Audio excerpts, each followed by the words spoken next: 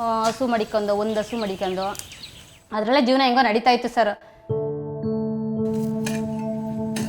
ಆಗ ನಮ್ಮ ತಾಯಿಯವರು ಹುಲ್ಲು ತೋಟದ ಹತ್ರ ಬೇರೆಯವ್ರ ಹತ್ರ ಕೆಲ್ಸಕ್ಕೆ ಹೋಗ್ತಿದ್ರು.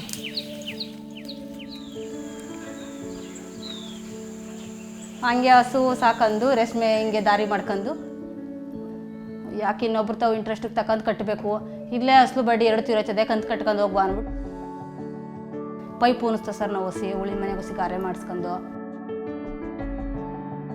ಬಂದಮೇಲೆ ಅದೆಲ್ಲ ಕ್ಲೀನ್ ತೆಳ್ಳು ಉದುರ್ತೀವಿ. ಉದುರ್ಬಿಟ್ಟು ಸಾಯಂಕಾಲ ನಾವು ಬೆಳಗ್ಗೆನೋ ಸುಣ್ಣ ಮಾಡ್ತೀವಿ. ಮೇಲ್ಗಡೆ ಸುಣ್ಣ ಮಾಡಿಬಿಟ್ಟು ಅದರಲ್ಲಿ ನಮಗೆ ಏನು ರೈಟ್ ಆಗೋದು ಆ ರೈಟು ಬೀಟು ಅದು ಆದ್ಮೇಲೆ ಬೀಟ್ ಕೊಟ್ಬಿಟ್ಟು ಹೊಡ್ಕೊತೀವಿ. ನಮ್ಮ ಅಕೌಂಟ್ ಮಾಮೂಲಿ ದುಡ್ಡು ಕಳಿಸ್ತೀವಿ. ಲೋನ್ ಕಟ್ಬೋದು ಅಂತ ಅಂದ್ಬಿಟ್ಟು ಅದು ಲೋನ್ ಅಪ್ಲಿಕೇಶನ್ಗೆ ಹೋಗ್ಬಿಟ್ಟು ಈ ಥರ ಮಾಡ್ಬೋದು ಅಂತ ಅವ್ರು ಹೇಳ್ಕೊಡ್ರು ಸರ್. ಅದಾದಮೇಲೆ 2 ನಾನು ಮಾಡಿದೆ.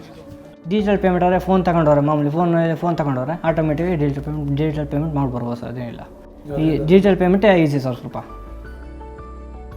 ನಾವು ಎಷ್ಟು ದುಡಿಬೋದು, ಬುದ್ಧಿ ಒಂದು ಇದ್ದರೆ, ಶಕ್ತಿ ಇದ್ದರೆ, ಬುದ್ಧಿ ಇದ್ದರೆ ನಾವು ಸಂಪಾದನೆ ಮಾಡ್ಬೋದು ಸರ್. ಇದ್ರಲ್ಲಿ ಸಂಪಾದನೆ ಮಾಡುವಷ್ಟು ಇದಾದೆ.